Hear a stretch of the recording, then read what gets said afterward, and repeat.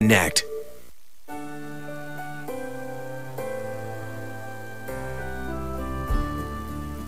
Now for a story of struggle, survival, and perseverance. His family was poor and he lived with an abusive father who ended up kicking him out of their house in Nepal when he was only 8 years old. Homeless and living on the streets, he got into a terrible accident that caused him to lose his arm. But through determination and the help of an American woman, he's now living in the Bay Area and thriving. Please welcome Santosh Bosnet. And you work with us at ABC 7. I do. We used to work side by side together on the mornings at 3 a.m. We go way back. And now I see him in the newsroom in the afternoons sometimes. Yeah, Yes. sometimes. Yeah. So Santosh, it's so nice to have you here and Likewise. to share your story. And can you tell us a little bit about it? You were born and basically raised in Nepal? Yes.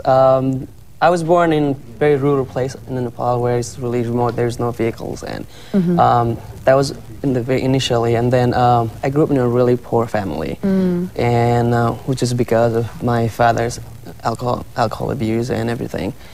And so abuse, of course, alcohol brings that along, and mainly to my mother. And we used to get abused, but mainly to my mom. And so one of the days when he was abusing, I was defending my mom and I hit him. I was like 8. You were 8 years old? Yeah, but I was I love my mom. It was just would kill me to see her get beat up for no reason every day, you know. Right. And I just couldn't take it, and I hit him, and then I took off because it was no longer safe for me to stay there. Oh. So you basically just left home? I just left home. I was 8. I just left home to just live on my own. Where did you go? I just hopped in the bus and just took off. I just hid behind the seat so they didn't charge me. And so I just lived in the street for about a month, just did dishes, whatever, to survive, you know. An 8-year-old kid living homeless in the streets. Yeah. And where did you sleep? On the street. And then you'd make your money by just offering work to people? I was doing the dishes, yeah. I was just doing dishes in the tea shops and stuff. Wow. Were there other homeless kids also? There's a lot of homeless kids. But you were basically on your own. I mean, yeah, pretty much. No one was taking care of you. No. So. And how long were you doing that for? I did it for about a month, and I was headed to Kathmandu, which is the capital of my country. Yeah. And my uncle lived there, so that was my destination. And I was saving up some money.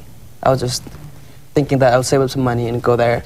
Okay. And I was there for a month, and like the tea shop that I worked for was right on the freeway, and so you had to go cross the freeway to fetch the water.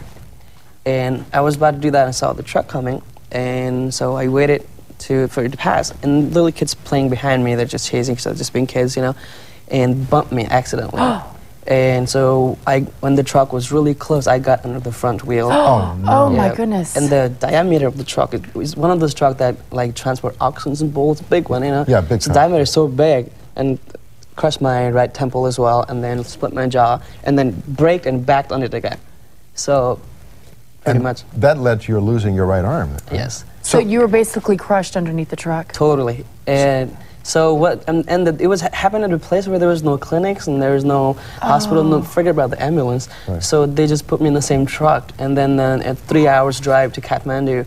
Oh my And goodness. the roads snake through the mountain with big potholes, you know. And so 3 hours drive.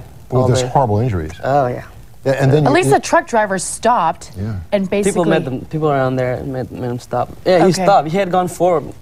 So where did you get medical care? They finally took you to the hospital? Yeah, they took me to the hospital, and I was in the hospital, that hospital for 3 months, and they tried to save my arm, but the blood circulation stopped right from my elbow. Right. Okay. And you know, so they had to amputate it because of the chances for gangrene or whatever would get worse. And for disease spread of infection, right? Because there was no circulation, so it was just going to get worse. Right. So they had to cut it off. And you were in the hospital for quite some time, right? yeah, I was in the hospital for 3 years, and not 3 months. 3 months, and I was so severely scarred around here. So they sent me to a different hospital. It was a hospital for disabled kids. Right. And I was there for about a year. I went through 13 surgeries over there. Now, as you were recovering during all this lengthy stay in the hospital, did you meet other kids? Or were there things you could do to have fun? I did. I used to be right-handed. And so I had to start from scratch. Oh my goodness, yeah. Yeah, and so when I was in hospital, it's pretty much, I guess my survival instinct kicked in, because nobody had to train me or anything. I just started picking things up, you know, like stuff like learning how to tie my shoelaces and stuff like that. It just, you know, figure things out. And when I was in the hospital, since I was there for like a year, I really got into ping pong.